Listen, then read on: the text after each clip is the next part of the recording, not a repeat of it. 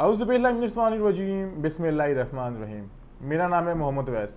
मेरे चैनल का नाम है स्काई इमिग्रेशन कंसल्टेंट्स। इस वक्त मेरी वीडियो देख रहे हैं मेरे YouTube channel sky immigration consultants है, मेरे Facebook page sky immigration consultants पे। Romania work permit, Romania work visa, Romania work visa 2022 मैं एक स्पेशल अपडेट, एक न्यू अपडेट लेकर आया हूँ आपके सामने, ताकि हमें जो काफ़ी लोग कॉल्स कर रहे हैं उनको उनके सवालों का जवाब मिल सके कि इस पर कितना एक्सपेंस आ रहा है, कौन लोग अप्लाई कर सकते हैं, सारा कुछ बताने की कोशिश करूँगा।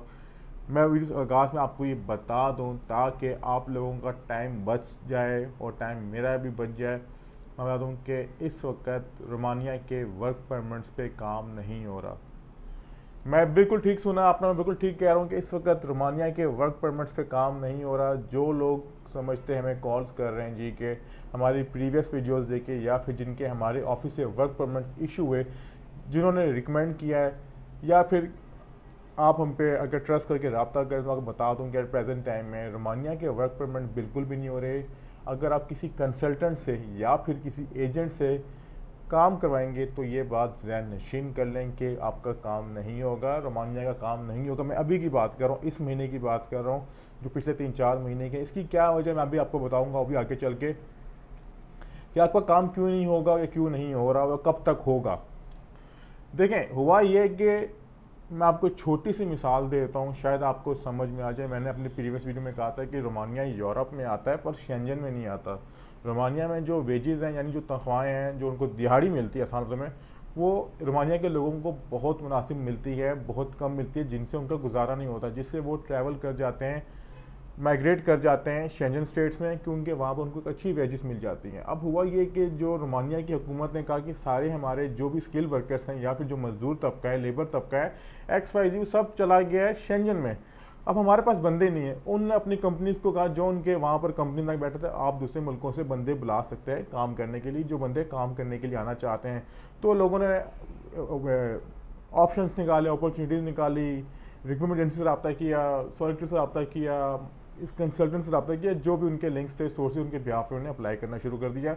नेपाल से, इंडिया से, पाकिस्तान से, बांग्लादेश से, अफगानिस्तान से, जहाँ जहाँ पे उनको एक्सेस मिली, एशिया के ज़्यादा लोग वहाँ पर जाके काम करना शुरू कर दिया। जब लोगों ने देखा कि काम हो रहा है, वीज़े निकल रहे हैं, जिस तरह अवैस ने कहा, मैंने ख्वाजा अवैस ने कहा जी वीज़े निकल रहे हैं, फ़लाँ करना शुरू कर दो, इस तरह करना शुरू कर दो, फ़लाँ बाद चले गया, 4-5 नाम बन गया, फ़लाँ हो गया, तो इस तरह कर दिया। फिर हुआ इस तरह, जो पैसे वाले लोग थे, जो यूके में सेटल थे, अमेरिका में सेटल थे, कनाडा में सेटल थे, शेंजन स्टेट में सेटल थे, यहाँ पे जो बड़े सेटलमेंट थे, पैसे बने थे, वो रोमानिया पहुँच गए। उन्होंने रोमानिया जाके ये कहना शुरू किया, अपनी छोटी सी कंपनी बना ली, छोटी सी कंपनी बना ली, यानी उन्होंने अपनी कंपनी रजिस्टर्ड करवा ली, जो उनका IGI का एक ऑफिस है, ठीक है, वहाँ पर जाके कंपनी रजिस्टर्ड करवा ली। तो उनको बंदा चाहिए था एक। अब उन्होंने पाकिस्तान में या फिर अपनी होम कंट्री में कहा जी किसी से रब्ता किया, अपने कज़न से या फलां से, जी हमने कंपनी में हमें 10 बंदे चाहिए। पर उनको चाहिए बंदा एक था या 2 बंदे थे। उन्होंने वीज़ा अप्लाई किया, उनको 1 या 2 बंदे के वीज़े भी निकल आए। अब जो पीछे बंदे बैठे हुए, उन्होंने देखा जी कि इस बंदे ने वीज़ा लगवाती, इस बंदे वीज़ा अप्लाई करवाते हैं, इसके बाद अपनी कंपनी बुला लेगा। अब बात होगी जी 12 से 13 लाख पे डन बेस की, बाहर से ना बात तो होगी। अब उन्होंने कहा हम आपसे एडवांस लेंगे 2 लाख, 3 लाख, 4 लाख, जो भी होता है। अब बंदे को चाहिए था वहाँ पर बंदा। एक बंदे ने यहाँ पर 10 केस पकड़े, उसने लगाए थे 50 लाख, उसने 50 लाख ऊपर कमाया, वो रफू चक्कर हो गया, गायब हो गया।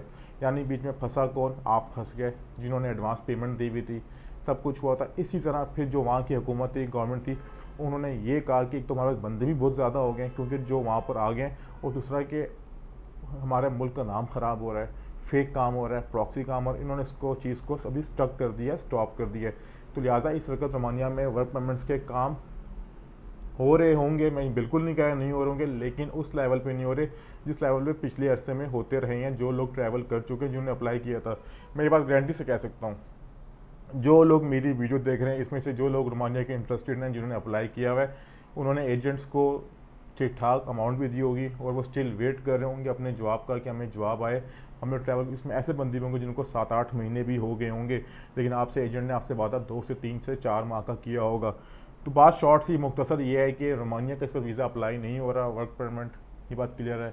कब होगा इसके बारे में कुछ नहीं पता, कब चीज़ नॉर्मलाइज होंगी इस बारे में भी नहीं पता।